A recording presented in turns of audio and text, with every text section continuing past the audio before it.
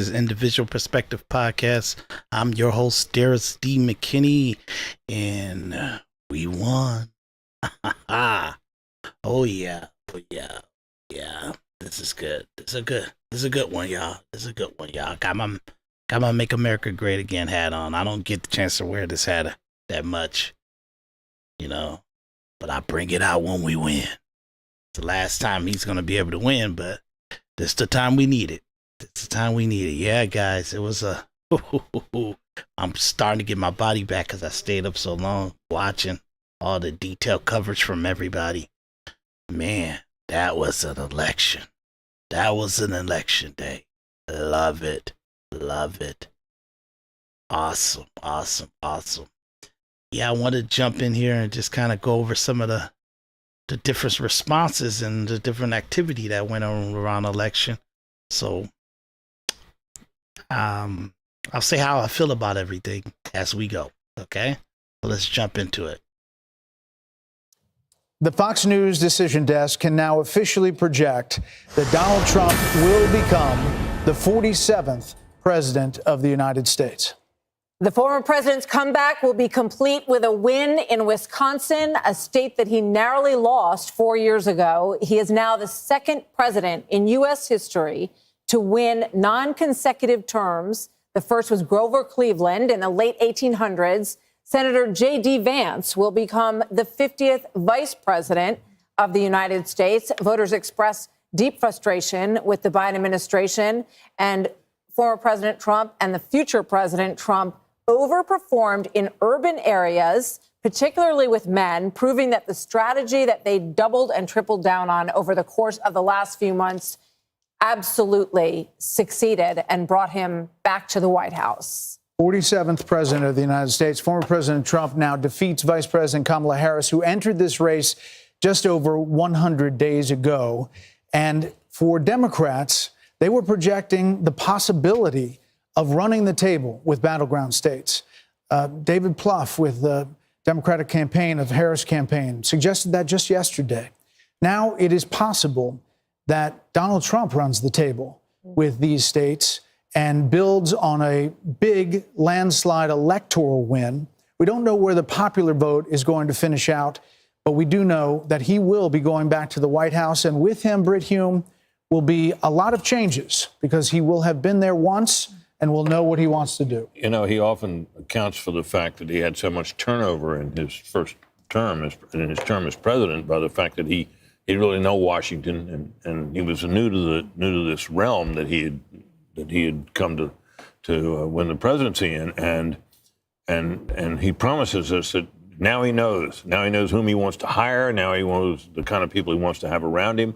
A lot of people are saying that means a lot of very experienced people around Washington will be ruled out, and maybe they will. But it's going to be very interesting to see the kind of people he reaches out to and reaches out for in the days and weeks ahead as he. And you've seen you can see the joy on all these people's faces. Think about the angst all that this campaign has. Hey, Sean Hannity here. Hey, click here to. The Fox News decision desk can now officially. Yeah, boy. It's beautiful. Okay, guys. Just wanted to kind of get us started. Yeah, it's beautiful. Let's get into some more. Let's get into some more data. I want to thank the American people for the extraordinary honor of being elected your 47th president and your 45th president. His campaign has been so historic in so many ways. This is a magnificent victory for the American people that will allow us to make America great again. There you go. Donald Trump is officially the president-elect, and it's not even close. It's the first time since Grover Cleveland and the second ever a president has won 2 non-consecutive terms, although others have tried. The history books will look back at this as one of the greatest, if not the greatest, political comeback of all time. I think just remember how things have happened in the last 4 years. Donald Trump has secured more than 270 electoral votes so far. He flipped battlegrounds, including Pennsylvania, Georgia, and Wisconsin red, and defending North Carolina. A couple still have not been declared. I can't believe I'm saying this, as President-elect Trump prepares for a return to the White House, he would do some with a Republican. Yeah, so it's the Happy Valley. Very Happy Valley is interesting. Pennsylvania. I Okay, think. it's Maggie. It's interesting because, like, he was the 45th president, and because it wasn't consecutive, they actually, this is non-consecutive. So because Biden's the 46th, he becomes the 47th. That's why on the side you always see it say 45-47. I got to get one of those hats. That's look. It's I'm so out of it a little bit because he won, man.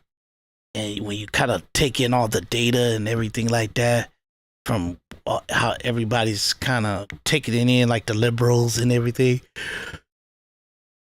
it could take you a little bit out of it, you know, like Kamala's concession speech.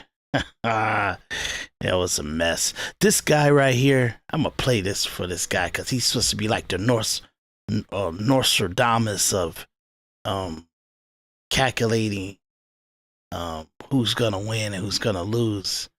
And I kind of, because he had this kind of these like this little certain keys system that he had, I kind of was like thinking like, man, could he be right? You know what I mean? But he's an idiot, just like the rest of them. You know, let me play this for you real quick. Nostradamus of presidential elections. Historian Alan Lichtman from American University predicted 9 of the last 10 elections correctly. And he has a prediction who will win the Oval Office in 2024. Joining me now on the morning show, Alan Lichtman. It is a pleasure. Appreciate you. Thank you so much. And I would say 10 out of 10. I think I got 2,000 right, as I proved in my report to the U.S. Commission on Civil Rights. Gore should have won that election, but for the tossing out of black votes. But we're not here to relitigate 2000. Historians will be debating that for generations. Absolutely. So before we get to this year's prediction, latest Yes. Washington Post poll taken October 26th through the 30th show that Vice President Kamala Harris and Donald Trump are in a statistical dead heat, with Harris at 48% among both likely and registered voters, while Trump is at 47%. Other polls just as close. That said, you don't hold, I believe, much faith in polls, nor do I. You employ a different presidential prediction system. You call it 13 Keys to the White House. Going to show those 13 keys. Let's explain to everybody how it works.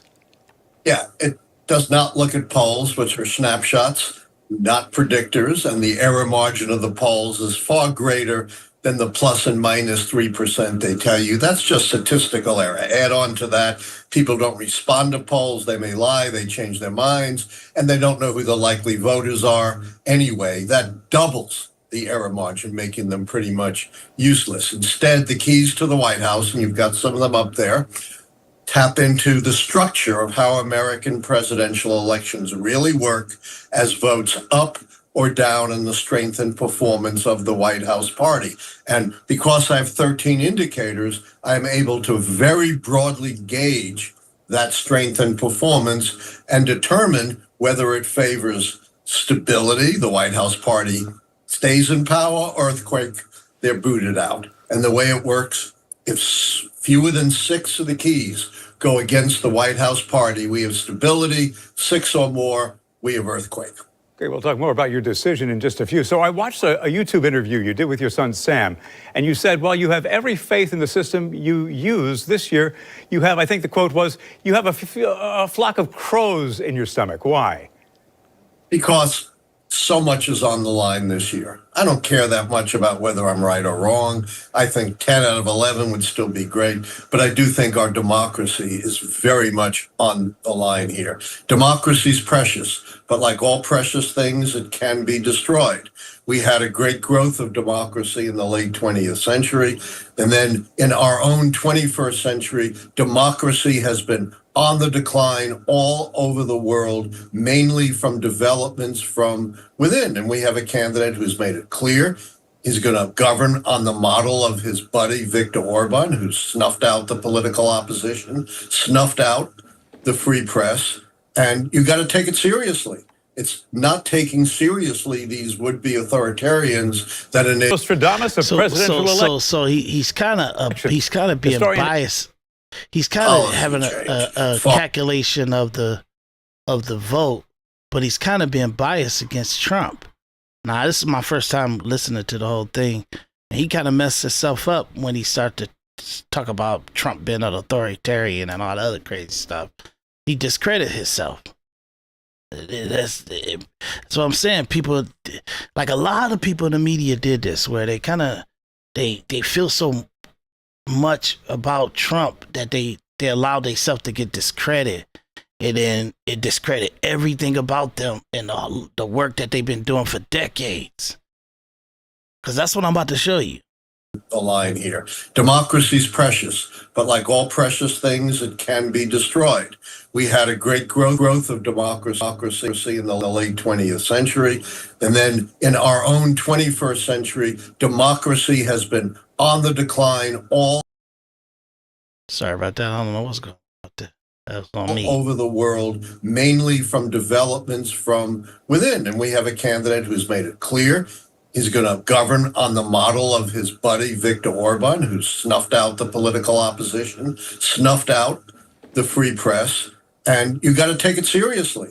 It's ridiculous. Not taking seriously these would-be authoritarians that enables dictatorships to take hold. That's why I have crows in my stomach this year.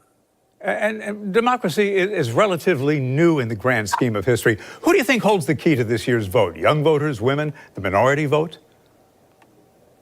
My system doesn't break it down into different groups. No one is able to predict an election by breaking it down into its individual components. I give the analogy of your cup of tea. Pour sugar in. You can't learn anything from following the individual sugar models, but you can learn a lot from simple integral parameters like sweetness and density, and that's what the keys do. They look at integral parameters of the electorate as a whole, things like short and long-term economy, social unrest, scandal, policy change, foreign and military successes and failures. Let's get down to brass tacks. And again, you have correctly predicted the outcome of every election since 1984, and arguably, except for the famously close race in 2000, which you say you did correctly predict, but there are some who would say, well, no, maybe you didn't, but George Bush defeated Al Gore. We know what the outcome was. So this year, at least 8 of the 13 keys you talked about favor one candidate. Who do you think is going to occupy the White House? According to the keys to the White House, the incumbent Democrats, Harris, the nominee, are down 4 keys. It takes 6 or more false keys to count them out and predict that Donald Trump will return to the White House. That's why my prediction system, with a 40-plus year track record, predicts that Kamala Harris will be a new path-breaking president, the first woman president, and the first president of mixed African and Asian descent, kind of foreshadowing where America's going. We're rapidly becoming a majority-minority country. Old white guys like me are on the decline. One final point. I have been blasted. Oh, you're so-called biased. You're liberally biased. That's why you're predicting Harris. My predictions are predictions, not endorsements. They're totally nonpartisan. I've predicted the 2 most conservative presidents of our time.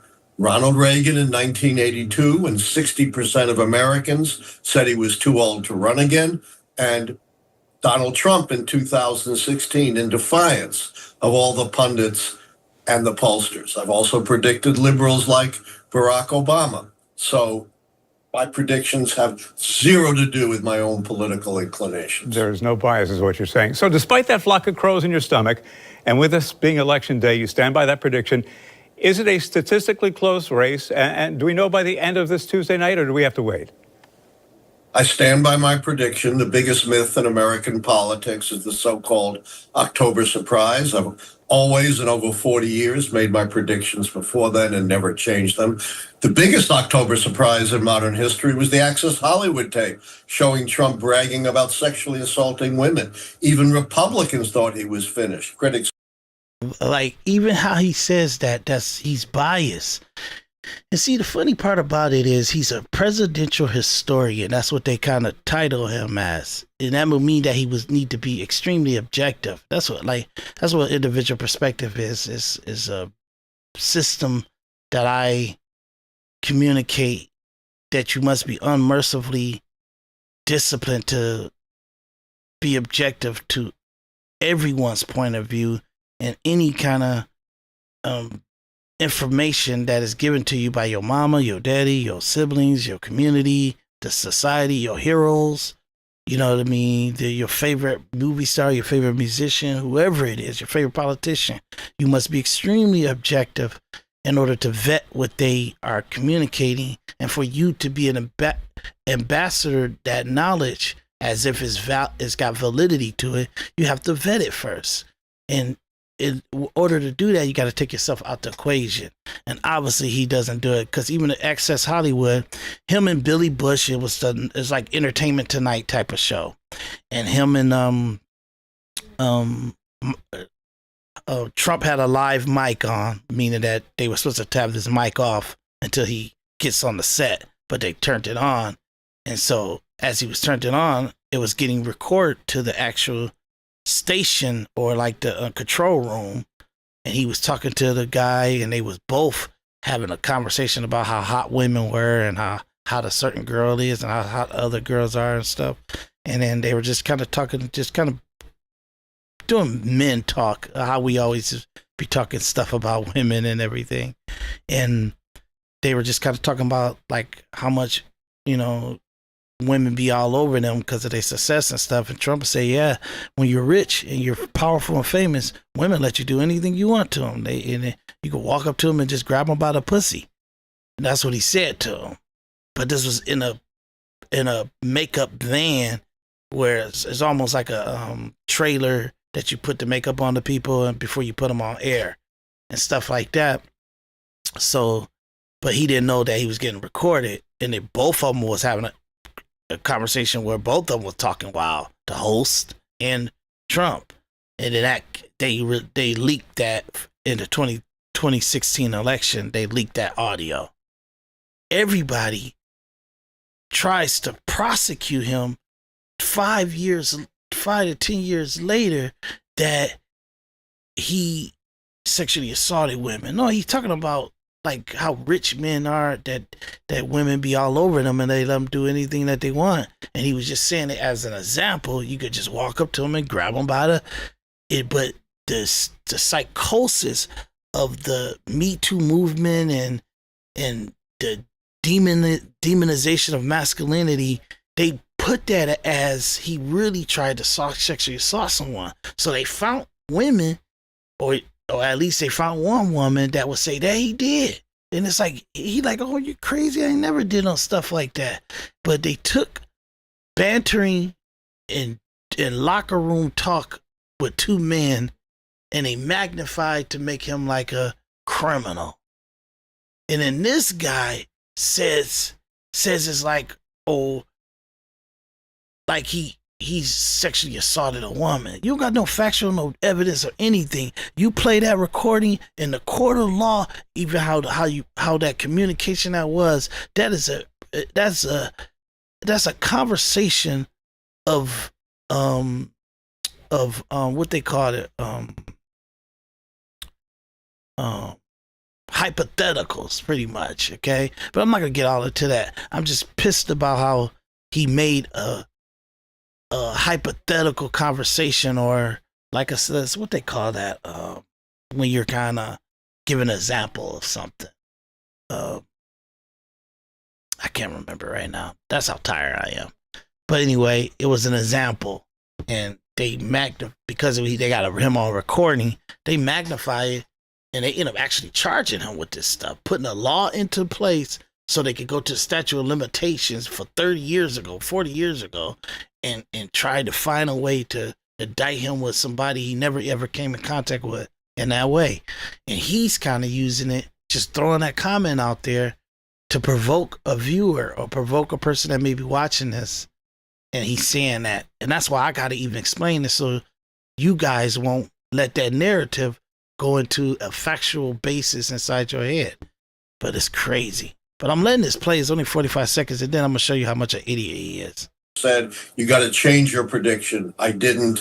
If I had listened, I would have been wrong. And I would also dissent with a lot of the conventional wisdom. I think we may know on election night, not 9 o'clock, but, maybe the wee hours of Wednesday morning, who the victor is. Because remember, it's not the polls that are critical. It's the error in the polls, which is so much larger than the margins between the candidates. And it will depend upon which way that error goes. I'm predicting for Harris, and I do think we may know.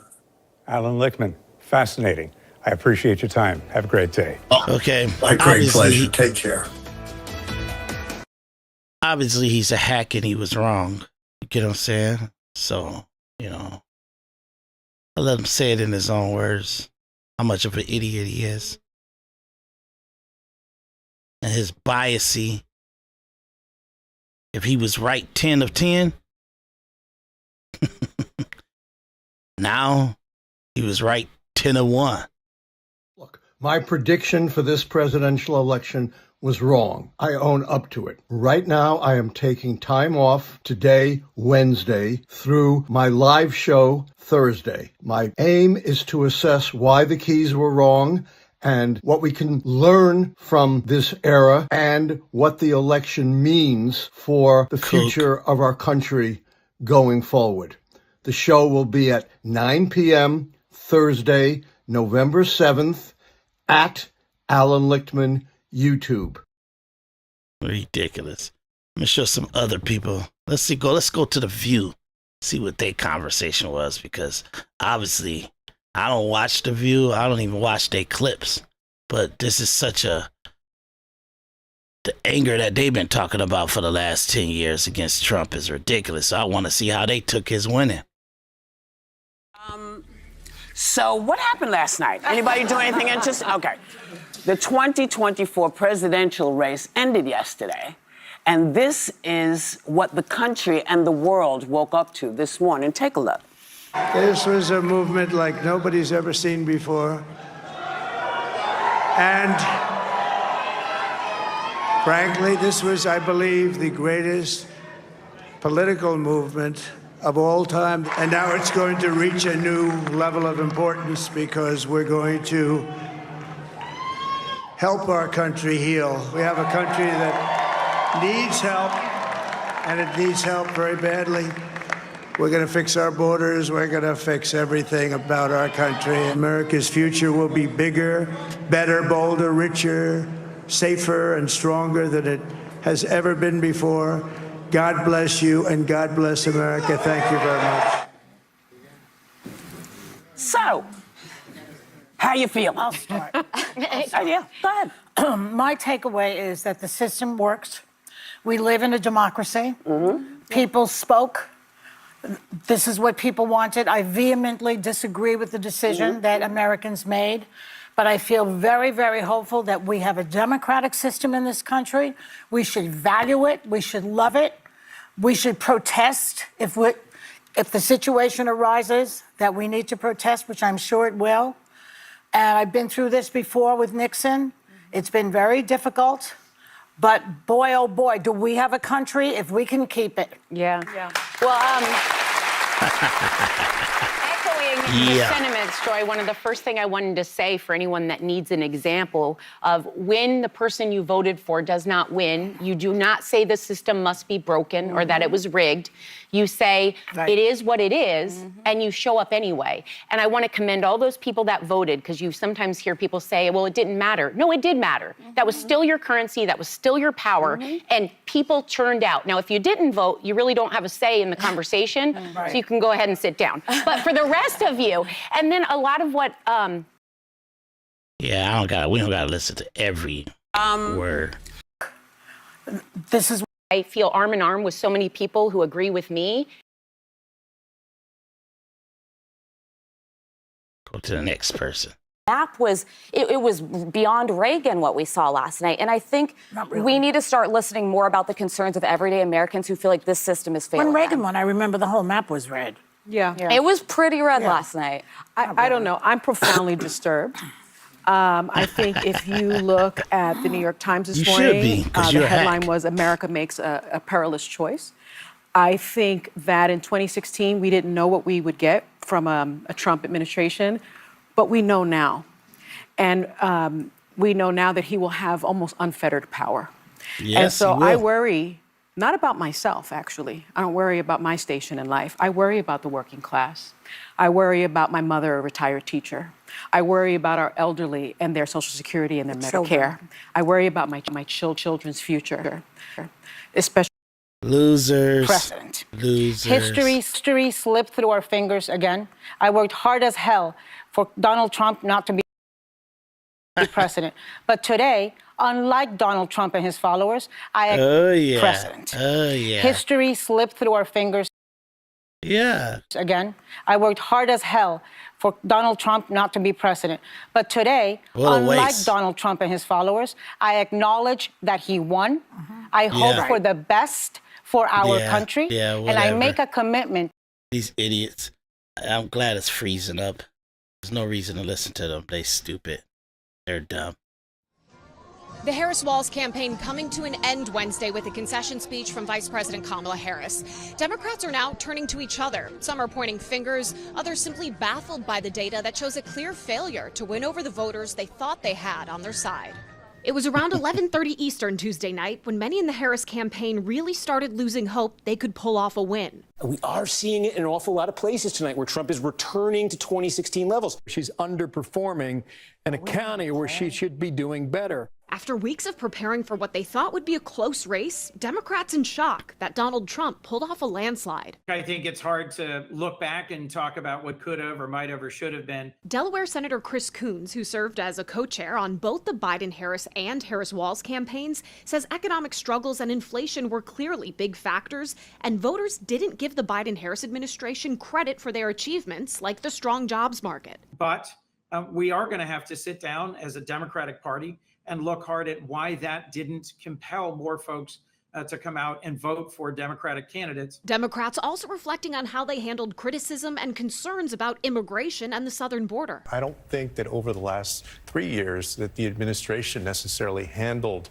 pushing back on that narrative very well. And so Kamala Harris really was playing catch up during these last 3 months. Democrats are also looking at why some voters split their ticket, meaning they voted for Trump, but further down on the ballot, they supported a Democrat who ended up winning in a state that Harris lost. At Howard University, I'm Atrell Nashar. Now, the reason why they're at Howard University, because the night before they were at Howard University, but she didn't come out to even concede. She just went home and went to sleep.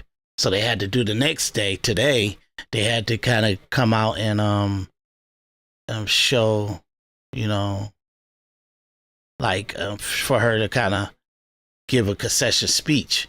But I just want to show you guys how brokenhearted they was last night. These are the faces of Kamala Harris's supporters at a watch party in Washington, D.C. right now, as a Democratic win looks less and less likely. The Harris campaign reportedly turned off projections for the rest of election night, while some began leaving the event early. It's a totally different story at the Trump election party in Florida, where Trump supporters have gone into full celebration mode. Harris won't be addressing the public on election night, though campaign co-chair Cedric Richmond said the fight wasn't lost. We will continue overnight to fight to make sure that every vote is counted, that every voice has spoken. So you won't hear from the vice president tonight. Meanwhile, the stock market is surging off a likely Trump win, with the Australian share market up 0.97%. Okay, so even after all that, they still try to come at him. Thank you all for coming, and thank you, Governor, for convening us.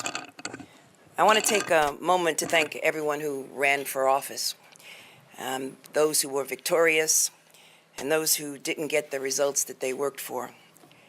There is nothing more difficult than running for office, and our democracy is better off because of your efforts. We also achieved an important step in our efforts to protect our right to choose in New York. And I want to thank Sasha Ajua for all of her efforts and Donna Lieberman of ACLU for all that they have done to get us to that point. Thank you to all of those who worked so hard to enshrine that right in our Constitution and protected generations to come. I also want to thank New Yorkers for showing up in record numbers to the polls. Now, this is the prosecutor. This is the prosecutor of New York, and she's the one who prosecuted Trump, trying to take his company and everything away. So she's came out today to even talk some crazy stuff. I haven't heard what she had to say yet. That's gonna be my first time listening to it too. But I heard that she was still trying to keep the crazy stuff going, you know. Respond to this result. And my office has been preparing for several months, institution and protected generations to come. I also want to thank New Yorkers for showing up in record numbers to the polls to exercise your most basic and sacred democratic right. And lastly, I congratulate the President-elect Donald Trump. And if possible, we will work with his administration. But we will not compromise our values or our integrity or our principles. We did not expect this result, but we are prepared to respond to this result. And my office has been preparing for several months because we've been here before. We faced this challenge before, and we use the rule of law to fight back. And we are prepared to fight back once again. Because as the Attorney General of this great state, it is my job to protect and defend the rights of New Yorkers and the rule of law.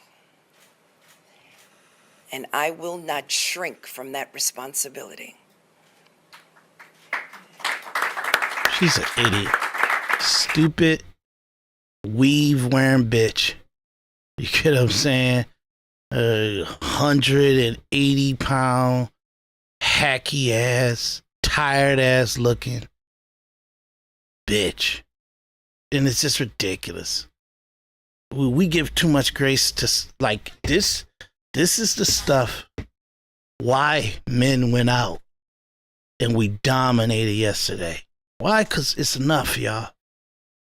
We let a lot of angry ass boss babe women like throw their weight around and do all this crazy psychological, mental, emotional stuff, and then when they get into political power, or like her, she's an AG, where they get judicial power, where law enforcement power, then they take the bitter, angry, internal insecurities because they ugly and they know they ugly and they look in the mirror and say, God damn, I'm so ugly, that they take that anger out on men, women, ugly women, take that anger out on men that they feel that don't make them feel pretty. You get what I'm saying? She don't got pretty privilege, okay? So you start to see them, no matter what, they go into the abyss, don't check themselves, they don't regulate their mental illness or anything, and they, for aggrandizement, they willing to go down a rabbit hole of wrong, just being wrong. And that's what this idiot is doing. You see, between 2019 and 2021, the Office of the Attorney General took nearly 100 legal actions against the previous Trump administration, including when he attempted to cap the state and local tax, and when he sought to eliminate funds and grants for law enforcement officers here in the state of New York. We fought. What are you talking about? He's not no mayor of New York. Oh, you wanted federal government money. You wanted federal money like a whore. And if you're getting federal money from the federal government, then you're going to have to set to some conditions of that federal government. Federal government don't give money to the fire department or the police department. They say, hey, if you take this money under these guides, under these guidance, under these laws, then you're saying that you're going to adopt these kind of procedures inside of your city in order to be an incentive for us giving you money. That's how every federal government does to any state that wants to get extra money coming into their zone from the federal government. So if she capped, if she's saying that Trump administration capped taxation of citizens for them to get certain money, that's a good thing for the citizens. You get what I'm saying? And any other parameters that he may feel like he's the executive branch. If you're asking for money from the Treasury, from regulations of different grants and funds that you can give to different cities for COVID relief or anything, he can administrate the procedures of giving you that money that's under the actual passing of the bill and the legislation. If it says that he can regulate in that way, then he could do it. I don't know what she's talking about, but you're a whore, and New York's a whore for being greedy, asking for taking more money from the federal government for whatever you're talking about. But the context of what she's talking about, she's not letting us know what it is. So she just said it generally, and if she's going to be generally, that means that what she's saying is a speculation of how she perceived it or how the situation should be perceived by us, the viewer, or the people that's listening to her make this point, meaning that it has no validity. To preserve DACA and protect the Affordable Care Act.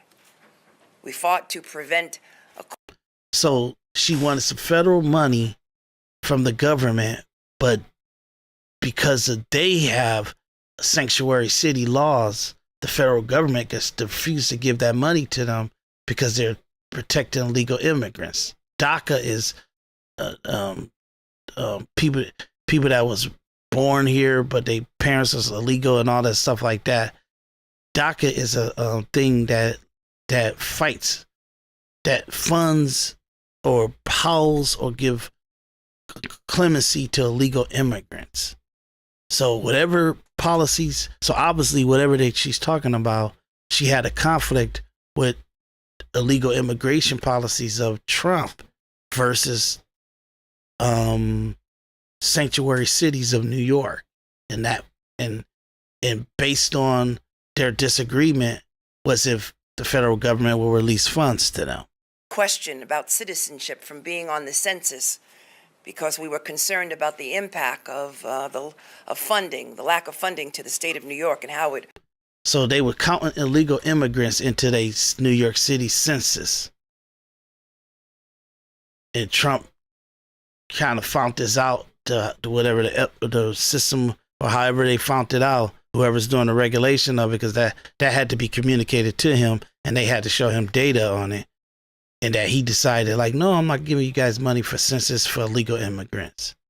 So she even admitting right here in her press conference that she's committing a federal crime because her city decided to become a sanctuary city, that they're not going to abide by federal law of how you document American citizens on census reporting, that they put illegal immigrants into the census data from New York. And she's going to come on air and tell you guys that she had a problem with him and she's going to fight him because she's a federal criminal. It's crazy.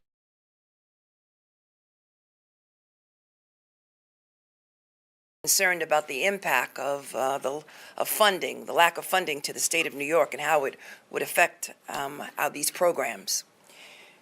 We beat the Muslim ban. We stopped the dismantling of the United States Postal Service. We challenged anti-LGBTQ plus efforts. We safeguarded key environmental policies, and we protected access to reproductive care, and we protect. This is what that vote yesterday was about. Combating you guys on your ignorant, radical ways and the feminist ideology. You guys know you're wrong. You know you living wrong. You know that you guys know you out of control and you need to be reined in. So that's what the male vote did yesterday. Bringing you back to some realization, give you guys back and get some control of you because you're out of control. And she's a representation of a woman out of control. You don't have to be some ratchet hood rat on a corner. Because you can still be ratchet hood rat standing in front of a New York Attorney General seal with a professional lawyer suit on, female suit on, with weave, looking angry and bitter as the Attorney General, like this hack, Letitia James. So she's a hood rat, a scallywag, and a ratchet woman, and she presents herself as she's astute and has decorum, but she really a ratchet, hacky bitch. Okay. The right to organize. We worked around the clock to defend these basic rights with our Democratic colleagues across this nation. So as you can see, we know their playbook. We know Project 2025 before it was even published. And we have been the election is over. Why are you... This is November 6, 2024. This after the election, and she's doing talking points on the election, and these were repudiated and voted 100% against. This man is winning the popular vote, and he's about to sweep 6 swing states. 6 to 7 swing states. This is stupid. Everybody know you're a liar, and the voters think you're a retard, and they voted against everything you're saying. Both in my office and with other Democratic AGs across this country to make sure that we would be ready to respond to any attempt to roll back our rights. So here we are. We've studied their platforms. It's crazy. We've identified certain possibilities, fact patterns. We've created contingency plans. So no matter what the next administration throws at us, we're ready. We're ready to respond to their attacks. Nobody care about you. To respond to any attempts to cut you or coming out eliminate to do this any press funding conference. Nobody care to the about great you. state of New York, as the governor outlined. So despite what has happened on the national stage, we will continue to stand tall in the face of injustice, revenge, or retribution. We will continue to protect and our most vulnerable and marginalized amongst us, because it is my sworn duty and responsibility to lead that fight, working with the governor of this great state, Kathy Hochul. This is not the time to be fearful, New York, but faithful and steadfast, knowing that I, as the Attorney General, along with my entire team, we are guardians of the law, and we are prepared, my friends, to fight back. Thank you. Crazy hack. All that was for nothing.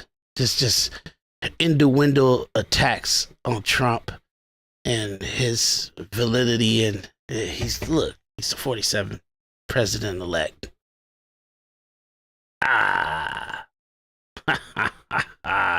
Congratulations, Donald J. Trump. You deserve it. Your family deserve it. Let's go in there and let's tear this shit up. Let's tear it down. Build it back up. Beautiful. American pride.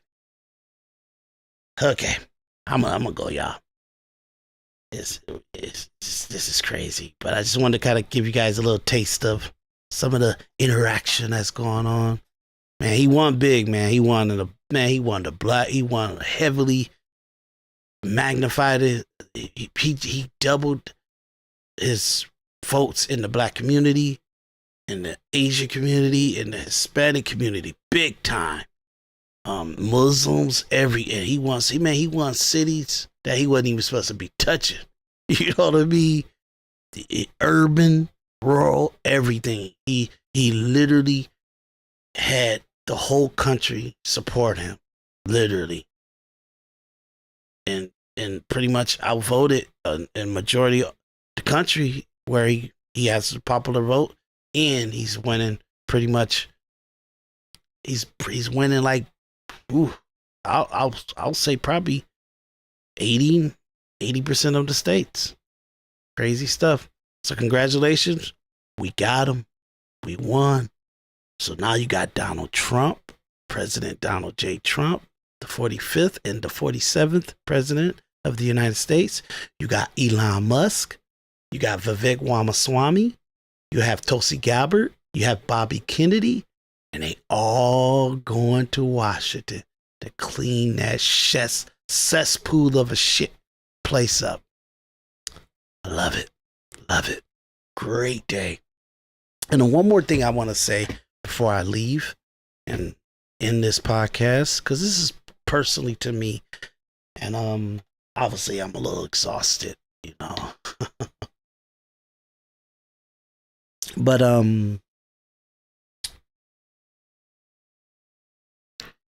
in 2020, in 2008, when President Obama won, I was in a bar, sitting with my girlfriend and stuff, and the monitors in the bar was up, and I was looking at them, and I knew, like, man, this is amazing. This is really good. This means we gotta all step it up. Can't be black and just watch this man win the presidency, been the first black American president, and then we don't move in that greatness. So, soon as the morning came,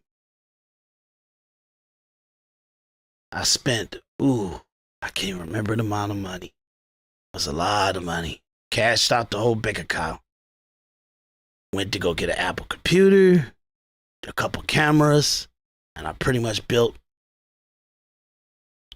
my film, start going down my film career. And pretty much put myself out there. So not about theory, not about how good I know how to do film or what my teachings was and my skill level was. It was about doing it now. Actually taking the money, everything I got, throwing it into the game. So that's how it was for me. I'm just using that example because that was me actually going for my dreams, going for my destiny. And him, President Obama winning, literally, it was like 11 o'clock at night or something like that, seeing that. And then bright and early, about 10 o'clock in the morning, I spent tens of thousands of dollars, everything I had, to put myself into the film world, to stop talking about it and do it. Now, that's the transition I made when President Obama won. And I feel the same to President Trump. I'm a little delayed today because I was exhausted doing my podcast, doing editing and everything, because I got about 5 films I'm about to release. And I feel that same way for President Trump's. This is put it on the line. I think when you look at what he did and what he accomplished and the fortitude and the aggressiveness, I say like Warren Buffett and his partners, they are sitting on $500 billion in cash. That got nothing to do with their assets, the buildings, the companies they own. They have $500 billion in liquid cash that they literally could spend today. Liquid. If you do the process of having that kind of liquid ready to go with one group of people, you get what I'm saying? Then it lets you know that there's so much liquid cash flow around us that you got to be in the right circles, the right partners, the right people that understand cause and effect, risk analysis, productivity, and value gain. And I even had to take a look at the people that I surround myself with, that kind of liquid is out there and it's all around us. And I'm not even asking for that kind of money. I'm just saying, it tells you that you cannot accept failure and weakness and inability around you, because you become that kind of environment. You know, so for me, I'm aggressive. I mean, like, the average person, for them to kind of change their life, if they wanted to be a filmmaker, it would take them 6 years, getting paid $18 to $30 an hour. And it take them 6 years paying a rent, paying a car note, paying insurance, paying for food, sometimes taking a breather and going to movies or something like that. But it would take them 6 years of brutal sacrifice and discipline to accumulate the right equipment, to write a story, and then cast it and fund it. I did that 6 to 7 times in the 6th year. But the average person, they will only be able to do one movie in that time span. I did 6 of them. That's how aggressive and determined and focused an ability that I have to capture, to get all the equipment, and to get the power to do it. And then I'm my own. I can write anything, I can make anything, and I can make it come into existence. But I say that because if I'm that way, I need other people to be that way around me, because instability starts to happen when you break the standards. Because now, in order for you to coexist with other people, you're going to actually adjust yourself. So if they're moving slow, if their productivity or their outcome or what they're able to bring to the table is not as efficient as what you're bringing to the table, then in order to correspond with them, you have to lower your acceptance of what you need them to actually do and what you need them to kind of come to the table with. You start to compromise the standards that you need them to have, because you're compromising. So you keep your standards because you got to do stuff. You got to get the movie accomplished. You got to get the physicality of it. You got to change it from a paper to footage.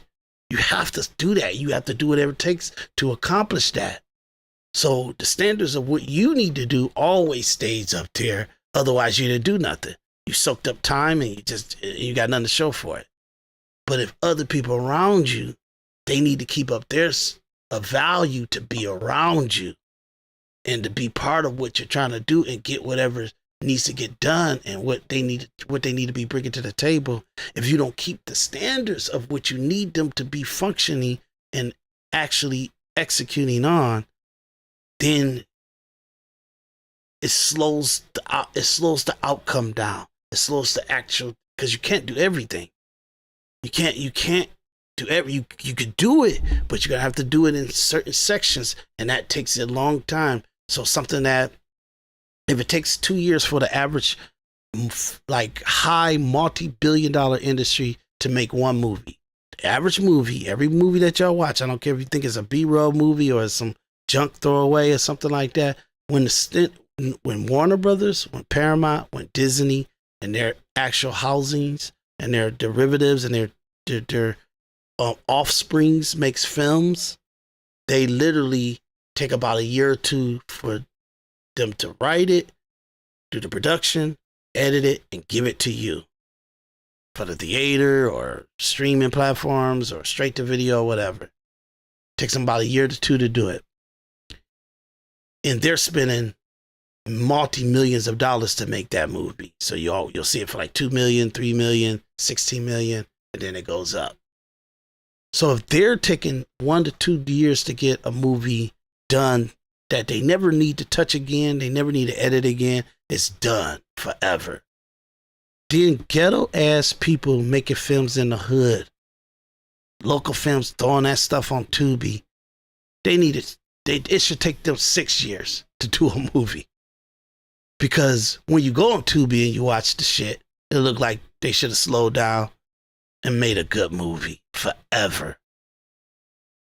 So I got a lot of people that don't like me because until I feel that the movie's presentable forever, I'll add to it. I'll process it. I'll do whatever I need to do. Make music, do scoring, color it. I'll do whatever I feel to make it standard, an industry standard. Because no matter what, I don't make movies for the actors or my producers or the people that team up to make movies with me or that's around me when I make the movie. I don't do it for them. I don't do it for the crappy community that I live in. I don't do it for them. I do it for the multi-millions of people around the country that might come across it, look at the thumbnail, click on it, and they watch it, and it's worth their time that they watch it. They were entertained. The reason why I'm mentioning this stuff is because just like President Obama in 2008, when I decided to really level up into the film industry, and, you know, 6 years ago, I really kind of jumped deeply into this stuff. President Trump's election was another epiphany for me. And it was more to have better financial stability and people around me that was substantial economically, that you could do good business with, you could do good partnership with, because they dot their I's across their T's, and the liquid that they have is to advance a company, advance the idea, advance what we're doing, and to bring a great product and accumulating on content and asset. So my epiphany for this election and this interaction and just how I really feel the same way how I felt in 2008. It's time to stop. And I think all men have decided that we gotta get back in control. Women don't like us not having control. The data is out.